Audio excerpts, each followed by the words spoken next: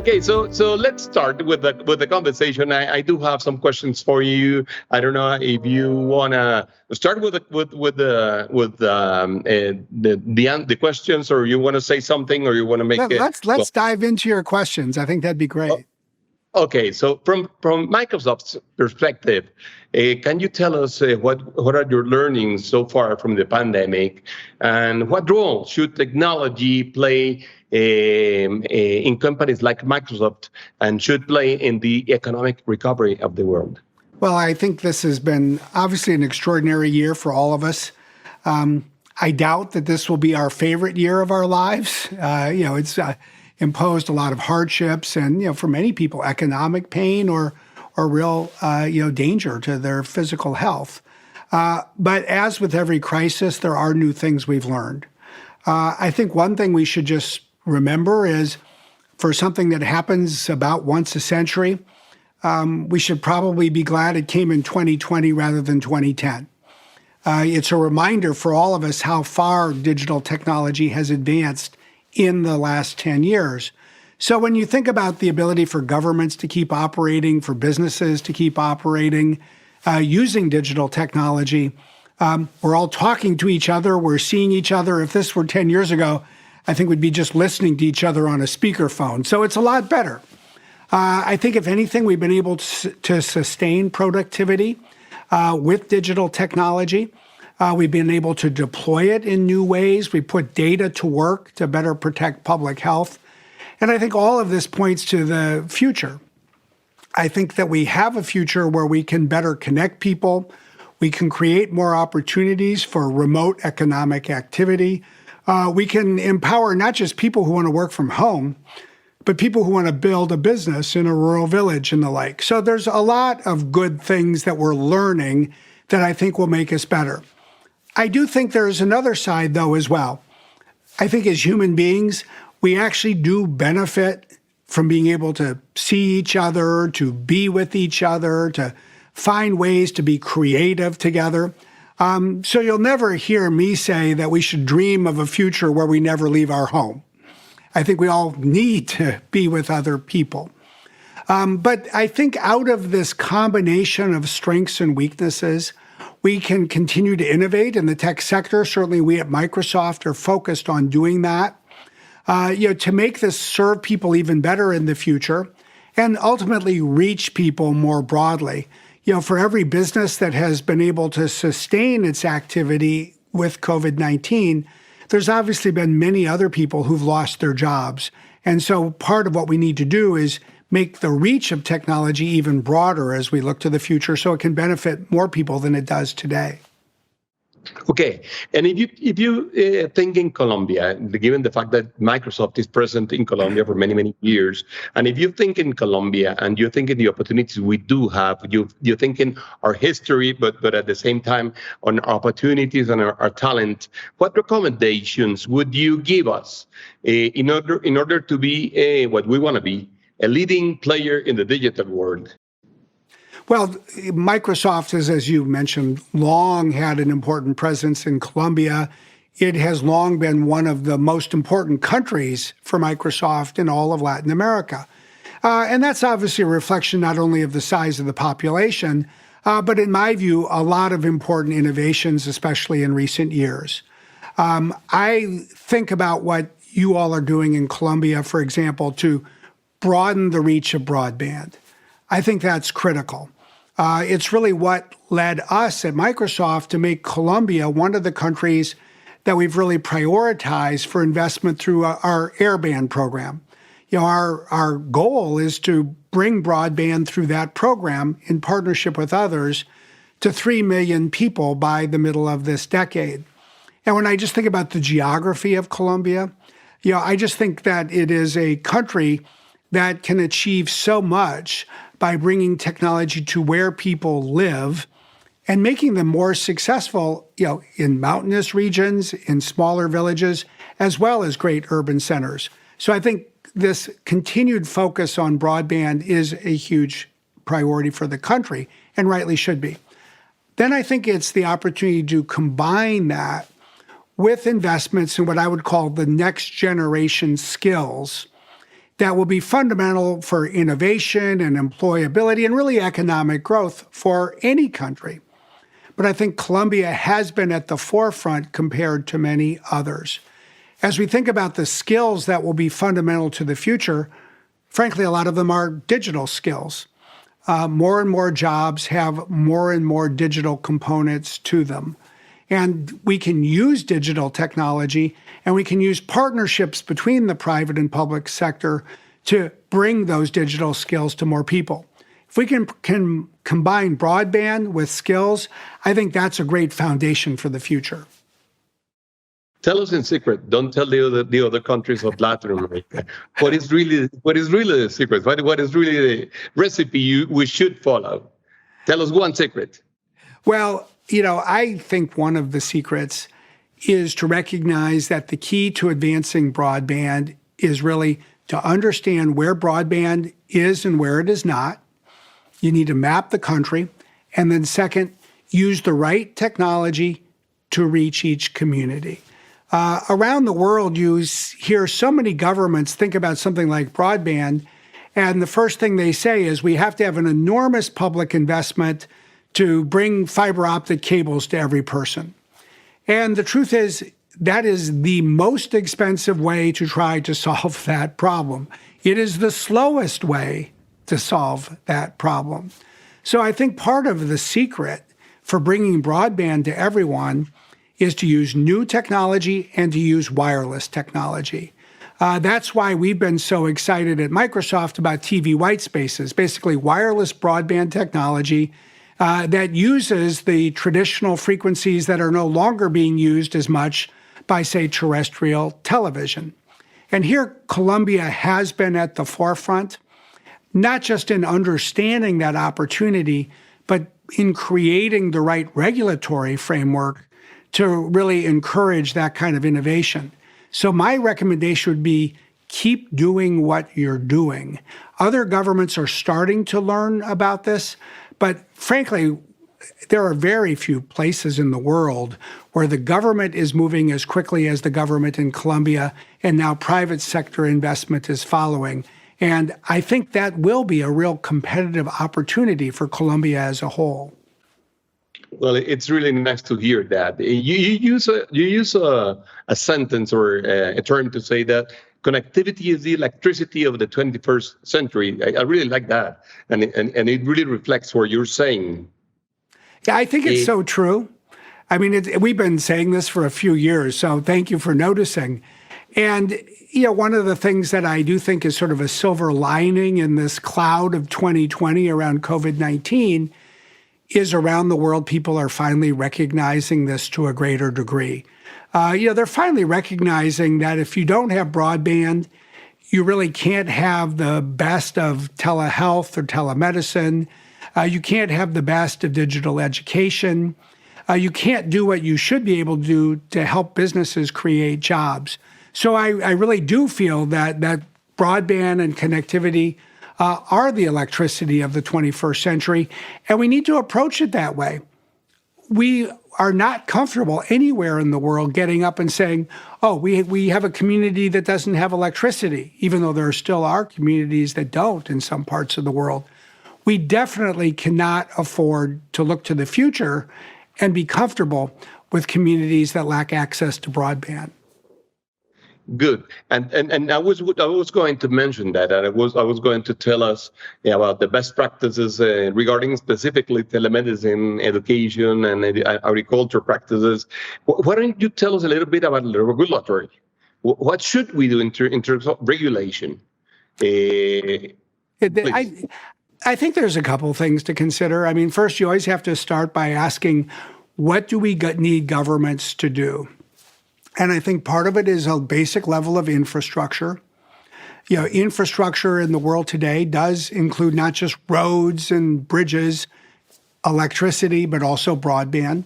So, starting with that level of infrastructure, we need governments to create. I think it then is a regulatory framework that really encourages market forces to invest and innovate. And that's why, for example, even with broadband, we think that with the right regulatory framework, the private sector can be incented to make investments that will move things forward. I think when you consider healthcare, I mean, that's a classic area where the public sector, government, has a fundamental responsibility. And I think in 2020, one of the things we've frankly learned is that telehealth is now something that has reached a real age of being viable. In fact, what we've really learned from COVID-19 is that if you have people who are part of the broadband grid, first you can put artificial intelligence to work. You can have people sort of fill out a survey, interact with a computer, start to get channeled to talk to the right person with a telehealth service. And it won't address every public health need. You still need people to go visit with a nurse or doctor in person. But before you get to that point, people can interact with a physician, with a nurse. They can do it from the convenience of their home or their apartment. They can do it at lower cost. It's much more effective than I think any of us thought even 5 or 2 years ago. So I think, considering how we can continue to innovate with this digital technology in healthcare is a hugely important opportunity. And then finally, I would point to education. Everywhere in the world, it is fundamentally the role of governments to provide broad, hopefully universal public education, especially for kids. But in the world today, for older people oftentimes as well. And here, too, we're seeing not just digital skills that are in demand, but digital technology as one of the fundamental enabling tools to deliver those digital skills and all kinds of skills to people. So you think about that: infrastructure, healthcare, education. These are the three fundamental layers that I think put together provide the foundation for economic growth. And you mentioned it, and I'm sure you're completely aware, we do have a geographical situation, such a geographical situation that really gives us the advantage of, going everywhere, having digital channels and having digital opportunities, with the three specific issues. So I'm sure you're aware about this. Let me ask you something regarding something else regarding regulation. One of the main discussions we're having in the world for years and years is how deep should the governments go in regulating the digital world? Do you maybe think that this pandemic is changing anything? Maybe it's giving new thoughts, is giving new ideas, or is giving new approaches regarding regulation and how digital relationships should be regulated? Well, I think it's providing a lot of food for thought. But I'd start with sort of what we knew a year ago and then add to it what we've learned in 2020. I think even by 2019, it was clear that a world where digital technology was entirely unregulated was really something of the past. This technology is just so fundamentally important to every aspect of society and the economy in Colombia and everywhere else that I don't think we're any longer at a point where we can afford to say, oh, isn't this great? Let's just be happy and keep the government out of it.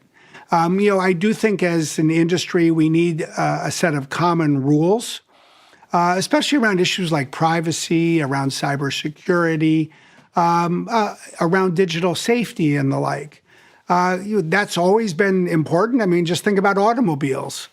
I don't think any of us would really be comfortable leaving our home in the morning and getting in a car without the knowledge that there are some safety rules for automobiles.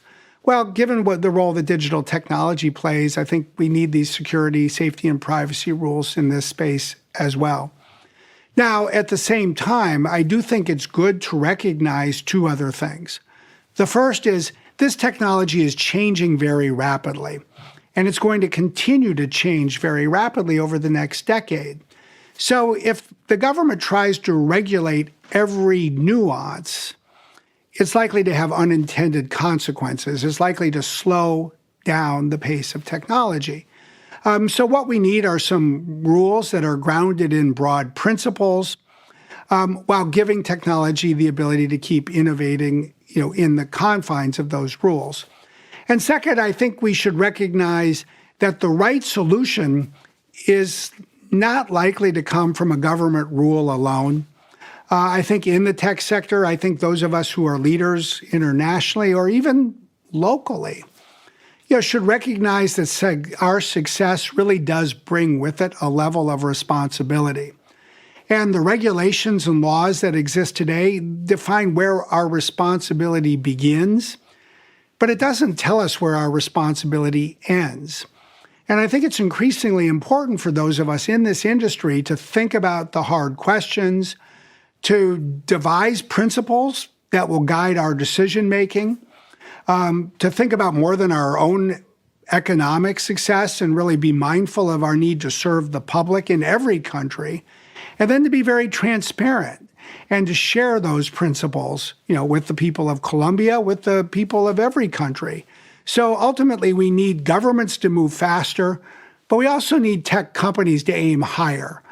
And I think it's that combination, and really that combination alone, that will get us where we need to go. Speaking about serving the people, Microsoft has a new initiative that is wanting to cover 25 million people worldwide to acquire digital skills. Can you tell us a little bit, and can you tell us how can Colombian professionals have access to that specific initiative? Sure. Well, the first thing I would say is we benefit as we look to the future from years of experience working in Colombia and some other key countries in Latin America on skilling initiatives. Because of not just a great tradition of the government supporting these kinds of efforts, but a number of nonprofits as well. One particular program, Puede, is one that we've supported and learned so much from over a number of years. But we looked at the specific needs of the world in the year 2020, and obviously globally, we've seen a big increase in unemployment. We see potentially 250 million people around the world having lost their job. And as we think about what it will take for people to get back to work, oftentimes it will mean creating the ability for people to find a different job than the one they had before. And that new job is likely to require some new skills. And these new skills, as I've been saying, oftentimes are digital skills. So we launched at the end of June an initiative to bring to 25 million people worldwide by the end of 2020 access to digital skills. In part, we're doing this with LinkedIn, which Microsoft owns. We're doing it with GitHub, which serves software developers. We're doing it with a program called Microsoft Learn, which provides digital skills to people very broadly. And fundamentally, we're focused on providing free access to content. So people can go to a website, they can look at the kinds of jobs they might be interested in. It might be a software job, or it might be a customer service job. It might be a sales or marketing or finance job. And they can find different courses that they can take, and we're making these courses available online free of charge. We're providing courses not just in sort of substantive skills, but also, frankly, the soft skills that people need. In the year 2020, a lot of times right now, people are interviewing for a new job, not by going to somebody's office and meeting in person, but sometimes having an interview virtually, through a PC. So we even have courses that give people tips about how to refine their interview techniques when they're interviewing on a laptop.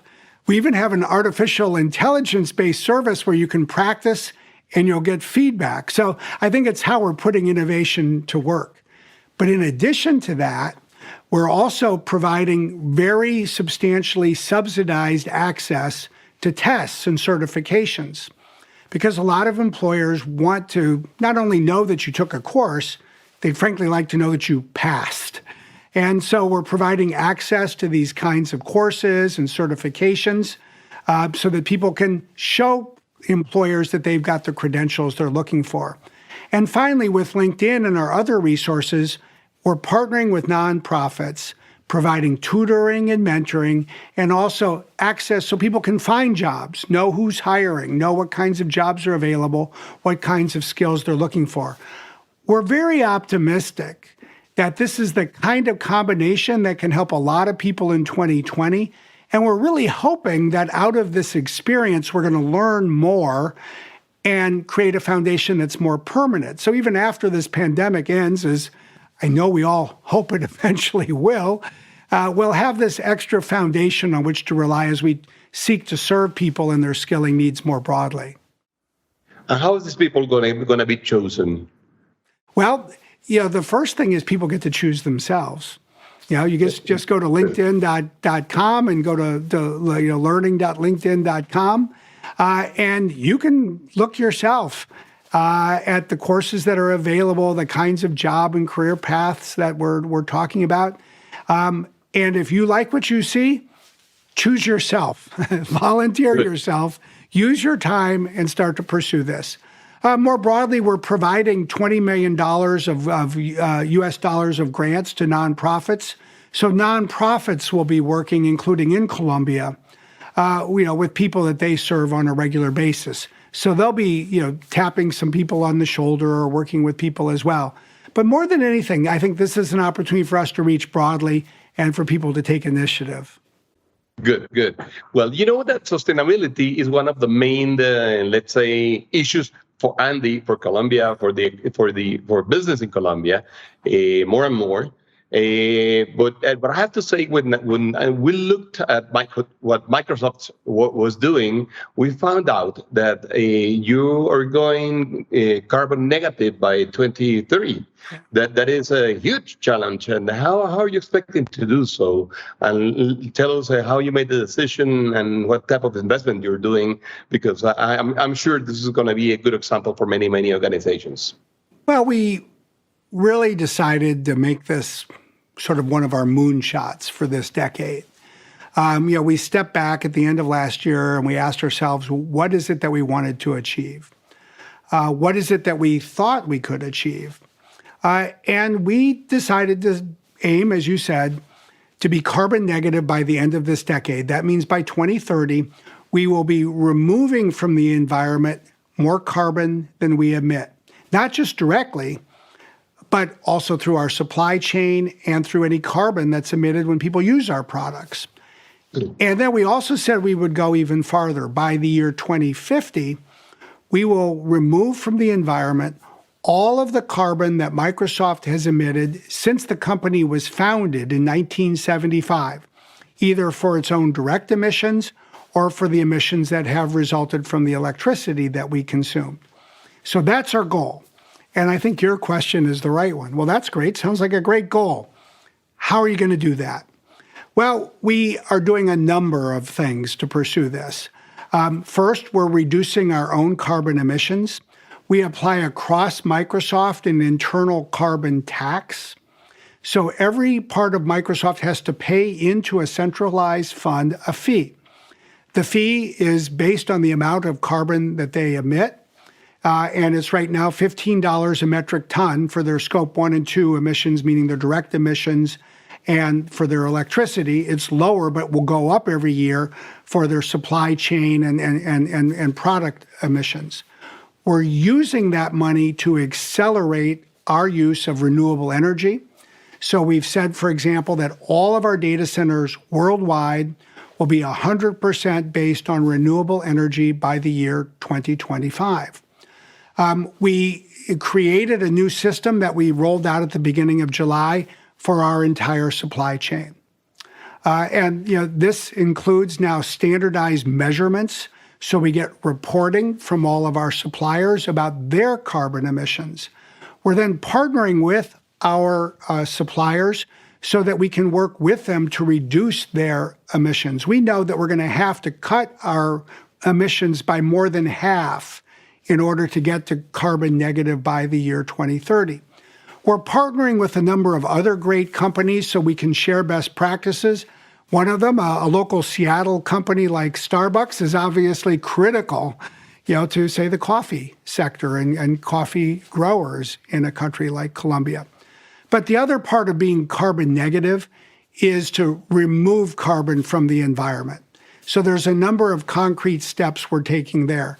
First, we've committed that just this year, the next 12 months, will remove 1 million metric tons of carbon from the atmosphere. Now, we're doing that by spending money on nature-based techniques to remove carbon. What we really need to do over the course of this next decade altogether is spur technology innovation. We need to help give birth to a new industry, an industry that doesn't exist today. It will be an industry that uses technology to pull carbon out of the air and deposit it deep in the earth. Now, we're not going to be a company in that industry, but we will be a purchaser of its services. So we have devoted $1 billion and put that into a carbon innovation fund that, among other things, is investing in innovation and research and development to help accelerate technology innovation in this space. And we're also wanting to send a signal to the market that we not only want to spur the research, but we want to purchase the services, because that's part of what we think will help encourage others to invest in becoming part of this new industry. So when you put all these pieces together, what you really see is that we have one very big goal, carbon negative, by the end of the decade, and a whole lot of strategic efforts to reduce emissions and remove carbon, and do that not just for ourselves, but with our suppliers and lots of partners and customers. Well, I have only two more questions just to finalize. But the first one is, how can technology companies like Microsoft really partner with Colombia to address environmental sustainability? You mentioned this carbon neutral or carbon negative, but is there any other initiative you're pursuing that maybe should be or should help us in that perspective? Well, the great thing about the sustainability work is in Colombia and elsewhere, it's all about partnerships. And I really think there's three types of partnerships. One is with the great non-governmental organizations like yours. So this is where we benefit from, being a member. And I think, hopefully we bring some good ideas and a commitment to invest in these efforts in Colombia. And hopefully we then contribute to a broader effort, because I think, as you're already finding out, the more than 1,000 members that you represent are a tremendous force for good in innovating and investing and addressing these sustainability challenges. And one of the great things about Colombia is you're just surrounded by this extraordinarily beautiful geographic environment where you see every day just how important these sustainability challenges are to the future of the world. Second, we really are excited about working with our business partners, including in Colombia. Every customer, is not just a customer, but when it comes to sustainability, it's a partner. We've created a digital dashboard that we're now making available to customers so they can monitor and measure the carbon impact of their own IT usage. And I really think that we're just getting started in this space.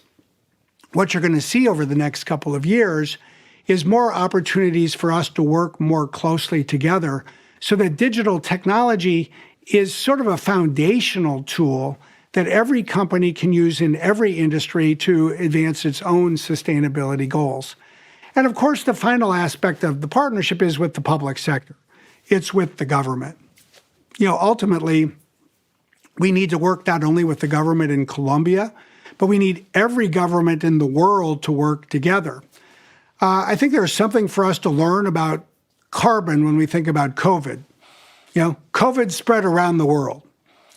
Carbon does as well. In fact, you can close your border to people. You cannot close your border to carbon. It just keeps coming with the clouds in the air.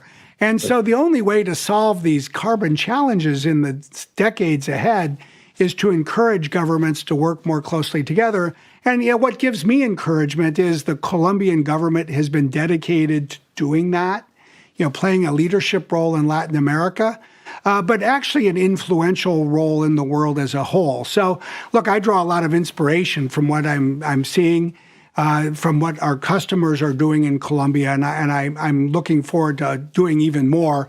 And hopefully, as you all think about Microsoft, what you'll be thinking about is whether we're doing a good job of supporting you. That's one of our goals. Well, and that's really nice to hear. Finally, Brad, you published a book like a few months ago. The title is "The Promise and the Peril of the Digital Age." Do you think, after writing that book and then the COVID, do you think that digitalization is going to accelerate? Is it going to change? Is it going to be different? Is it going to change the humankind in a different way we thought like a year ago? What you tend to see in great crises is that trends that were accelerating before oftentimes accelerate even more in a crisis. If you think about the major wars in the history of humanity, they've tended to have that impact. You think about what something like World War II did to the advancement of aviation and the airplane.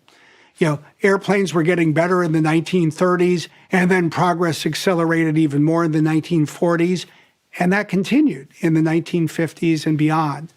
So when we think about the role that technology is playing today, it is really, as we described in our book, both a tool and a weapon. On the tool side, I would say that this pandemic has shown us the power of data and digital technology, the importance of using data to manage public health, just to know what is happening with something like COVID-19, and to use digital technology to sustain the economy and advance medical technology, among other things. But we are also seeing technology used as a weapon. We saw cyber attacks in 2016, 17, 18, and 19. We write about that very firsthand experience in the book. And we've seen it even more in 2020. We've seen some nation states attack hospitals, to attack public health organizations. So as we look at the decade ahead, I don't think it's an exaggeration to say that digital technology is even more important today than it was a year ago. I really do think it has in so many ways become the world's most powerful tool, and it is also the world's most formidable weapon. It's both of these things. And it's only by keeping that in mind and managing the opportunities and challenges together that we're going to make the most of the decade ahead. I think we all should leave today with the goal of ensuring that this decade ends a lot better than it began, because it did not have a great beginning. This is not, I hope, going to be our favorite year of the decade. But let's put digital technology to work. Let's use it to solve problems. Let's avoid these threats. And then let's make the most of the 10 years that lie ahead. Brad, what a pleasure to have you here. What a pleasure to have you at the SEC at ANDI, one of our most important leading technology members. Thank you for being here, and thank you for having Colombia on your thoughts. Oh, well, no, thank you for including me, and thanks for everything that all of you are doing. And thank you for letting us be a part of it. We appreciate it. Thank you very much. Bye.